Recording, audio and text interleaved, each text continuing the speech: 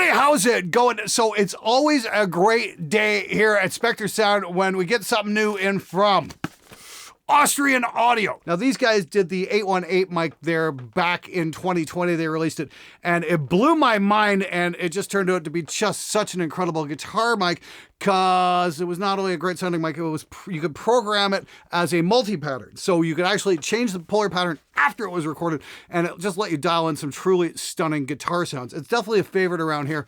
And I got to look at these guys. Last NAMM, they had them on the shelf, and I finally got them in here. So what we got is the OC7, which is their condenser mic, and this is the OD5, which is a dynamic. These look like they're swivel heads. So you can get this on a mic stand and just tweak one of the axes on the mic so you can just get it in absolute perfect condition. So naturally, applications I'm thinking are voiceover mic, tom mic, and guitar mic. And I don't have a drummer readily available right now. I'm talking with a buddy of mine who goes by the stage name Chrissy6, and he's an awesome dude, and I want to get him on the show, but I don't think I'm going to be able to do that in the time it takes to make this video, but I'm expecting Chris to make an appearance here on the show at some point. This is his image. If you guys want to see him on the show playing drums, I want to hear from you guys. Leave a comment below, because I think that'd be really cool. He's an amazing drummer. He definitely went to the Tommy Lee School of Drumming. I think he'd be a great fit here on the show. So let's start with the OC7. For all you bass players out here, OC means condenser. OD means dynamic, okay? I know, kind of tough to follow, but I think you can manage. At least it's a little easier to decipher than some of the other microphone companies I work with and their naming schemes. Okay, so we get a little carrying case. That's great. I'm gonna be completely honest here. Like, the carrying cases are great if I were ever going anywhere, like to gigs or whatnot, to mic things up with. Okay. Silica gel packet. Once again, bass players, please don't eat this stuff. So yes, we get a little V sticker here. Oh, hang on. There we go for the bass players. Yes, A. And we get a quick start guide. And there's a quality certificate that's been signed off here. I'm not going to show the name, but hopefully the quality certificate means something at Austrian Audio, unlike how it does at Thomann with their Harley Benton branded guitars. Now, the thing about cases is they're nice, they're great. I love this as a soft case. This will do the thing. You can throw this in your van and go to a gig or whatnot. But the thing to keep in mind is 1 or 2 cases are fine. 17 or 18 of these, though, they tend to get a little excessive and you run out of space pretty damn quick. So, ooh, that's got some weight to it. Look at that. Oh, that is freaking cool. Wow. So this is the condenser. Look at that. Look at this. So we've got a little swivel head here. That's great. And then there's the back. Look at the side. So we've got these ports back here. So I'm expecting this is going to be fairly directional. And on the back, we've got a pad and a low frequency roll-off control as well.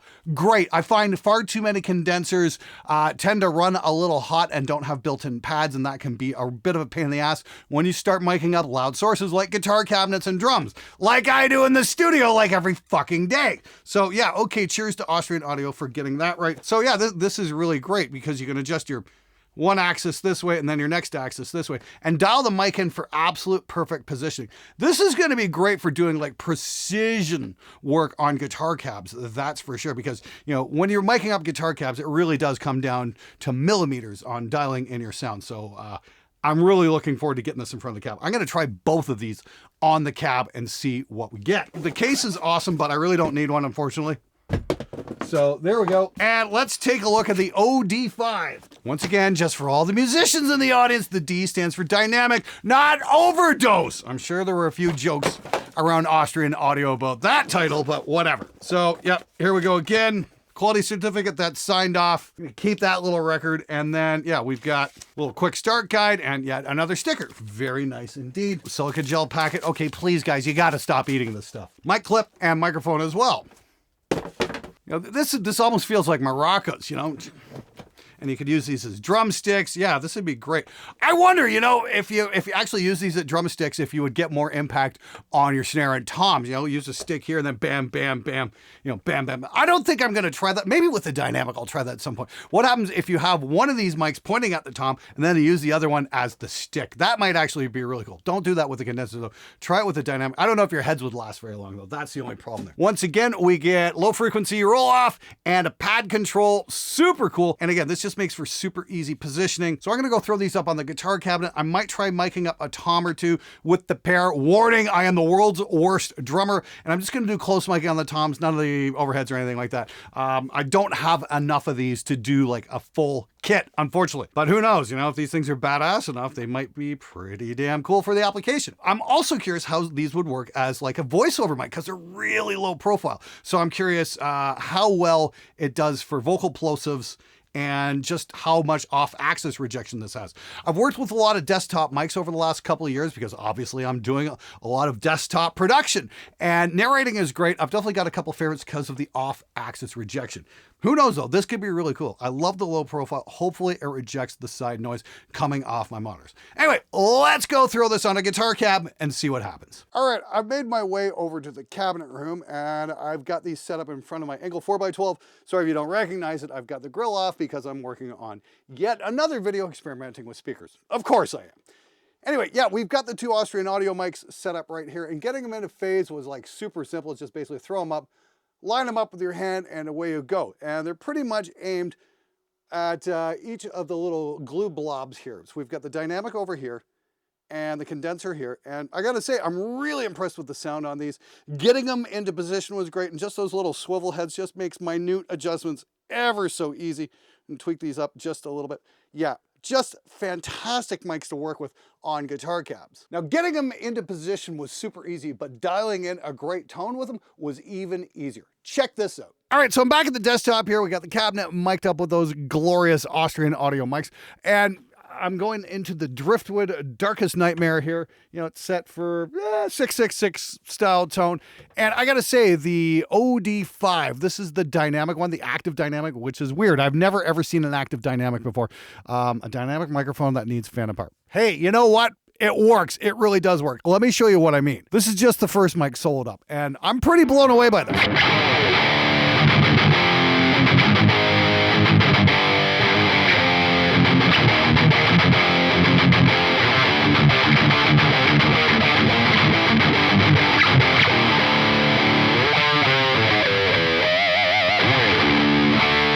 That's pretty damn cool right there. I like the sound. It's got a nice kind of almost softness to the top end. It's not super spiky, say like a 57 would be on this kind of sound. So this is pretty cool. And then we've got the OC7. That's the instrument condenser mic. And again, this is just a completely different style of tone.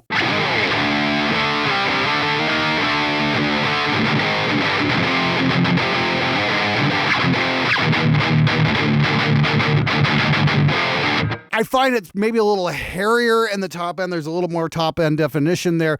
Maybe not as much bottom either. Let's check those real quick again. And switch over here. Yeah, that's the dynamics got a much more aggressive low end. Really cool. Now, bear in mind, I don't have any of the low frequency roll-offs in play here, so that's really got me wondering what's going on there. Usually, most condensers are either too freaking loud and just don't have way too much bottom end. Austrian Audio seems to have done something kind of cool here and compensated for that in one way or another. Good job, guys. That's all I'm gonna say. So I'm like, I was originally kind of digging the condenser. Now I'm kind of digging the dynamic. I mean, like, that's not bad. Wow. That's pretty damn cool just out of the gate on the single mic. Of course, one thing I love about using two mics is you can blend them and mix and match. Now, if I flip polarity here, this is what we're getting. That means that's the part of the signal that's being removed when I put both these together. Let me just see what happens here. I'm going to try doing a neat little trick here where we adjust the mics with one of them with the polarity flipped, and we find something that we really, really, really don't like, and then flip it back and hear what we get.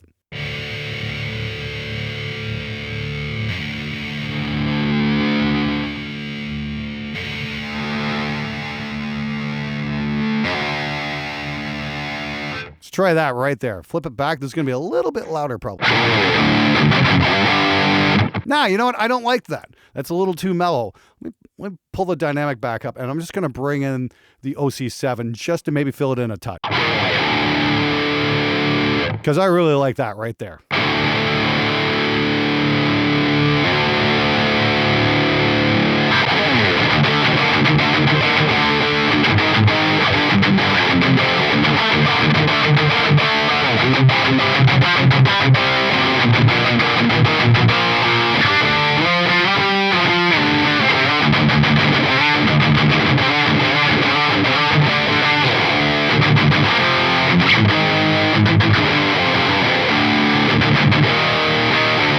Wow, you know, that's really, really great. I like that right there with the dynamic at like 0 dBs here, and then the condenser brought down even 10 whole dBs. Like, wow. Bring that up just a little bit more.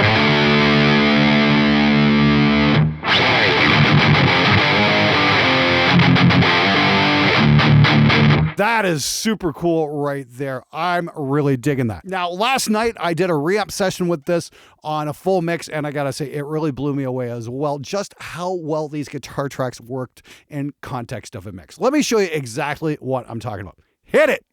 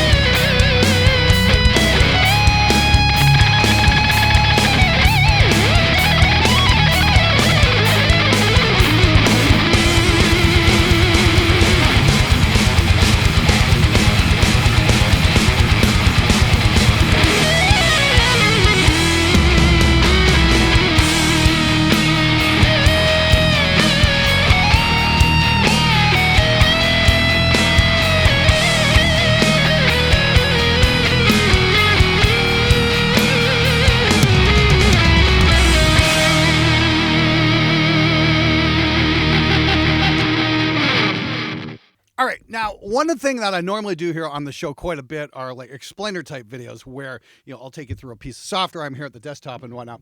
And, you know, I've got my monitors going for mixing and whatnot. And the big problem I have with a lot of mics is that we get a lot of bleed. We get a lot of chatter coming off the monitors and leaking into the voiceover mic. So there's a couple of ways we can do that. We can turn the mic down and get it in as close as we can. But I'm still looking for off-axis rejection. First and foremost, I'm going to show you this. This is really cool. This is what I love about this microphone, just how flexible it is. So all I got to do is make a couple adjustments here. Set the mic like so, and then I'm in real close, and I've got that radio announcer thing going on. Again, this is the dynamic, and this thing just sounds magnificent. I'm completely blown away by this. It's like, wow. I love the fact that this is low profile. A lot of mics that I use, you know, I got to put a giant ass windscreen on them. They're huge. You know, you can't see my face or whatnot. Point being is this is a little less obtrusive. Let's just do a quick check here for clarity. An easy way to check the clarity of a microphone is just do a key test. You know, because of a shittier mic, those little transients will get all smeared and whatnot. So if that sounds clean, we've got a good mic. The other thing is for voiceover anyway, for this application, we're going to check proximity effect, which it really does nicely. But we also want to give it a plosive test. Like I just said, but. See, that's a B.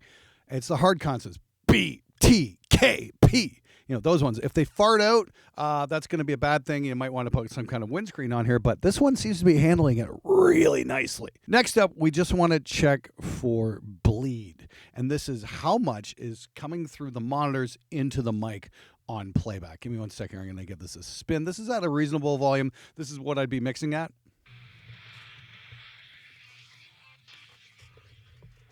Of course, my headphones are just a little loud, so I'm going to unplug those for a second. Ouch. But I'm not seeing much getting picked up here. Like, let me take the monitors up a little bit. That's not bad. Let's crank it up a little more. That's kicking out the jams right there. Okay, you know what?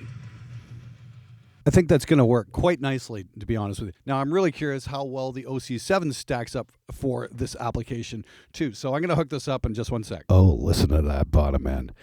Plosive test real quick here. P, T, K, D. Wow. That's not bad. B, B, B, T, K. Okay, it's a little, maybe a bit more sensitive than the plosives. Probably give us a slightly cleaner key test, though. Yep. Okay. Seems to do the thing and quite nicely as well. Love that proximity effect. Love the low profile, though. This is just so cool. Again, Austrian audio. I love this swivelable mic head. Like, seriously, guys. Oh, yeah. This is exactly what the world needs. We need more mics like this. Great job. I'm super impressed by that. Just getting the mic in a perfect position is so easy. And this is another thing, just in this kind of situation like this, if I'm like looking at the screen, I go P, T, K, D. Ooh, that was worse, actually. I thought that was going to be less because it's kind of off axis. P, P. Nope. Okay, how about more like this? P, P. Nah, think I like the other one for voiceover just a little bit better. It's a little less sensitive to those plosives. Let's check out for off-axis rejection here. We're going to run the same track at the same level. This time I'm going to pull the headphones off so I don't tear my ears off. And here we go. Now, I'm not hearing what's going on, what the mic's picking up, but I'm looking at the meters here, and this is not picking up an awful lot. So I think this will work as well.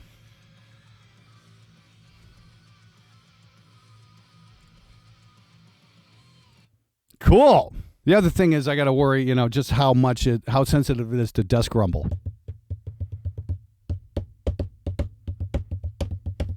Okay, if I'm just like moving around that kind of stuff, it can be a little bit, but I don't think it's going to be that big a deal. I do have a SaberSom shock mount that might work with this, but again, that's just like a massive thing. I don't know if this is internally shock mounted or not. Let me go back to the other mic for a quick second here. I want to test that as well. And we're back. Let's check. I forgot to check the desk rumble on this one. Oh wow, that's got a bit, again, I don't know how shock mounted it is. This does seem to be maybe a bit better suited for the application, though, for desk voiceover, that kind of thing. I don't know. What do you guys think? Which one do you like the sound of best for this application? Like I said, I just like the whole idea of it being super low profile. It's not this massive thing in my face anymore. It's there. It's got great off-axis rejection, and it really does sound great, and it doesn't have any plosives or any of the usual crap I'm working about. So I think Austrian Audio might have unintentionally come up with one of the greatest podcasting mics ever. Like, damn, that is just killer. But with this kind of off-axis rejection, what I really want to do is I want to hear this on toms. But unfortunately, I don't have a drummer. So I'm going to put these on like a couple of toms. I'm just going to hit them singly and see what we get. Warning, I am the world's worst drummer. Let's head over there right now. All right, now I'm over the drum set, but please do not confuse me with being a drummer. No, no, no, no. I am literally the worst drummer in the world. There's a reason why I've got Cam Fleury guesting on the show quite often. That reminds me, we really should get Cam back in here sometime soon. What I do have here, though, are the tom mics set up just quickly, just to see what's up here. We've got the OD5 right here and the OC7 right here on tom 2. We are getting a slight tonal difference, and I'll show you exactly what I mean.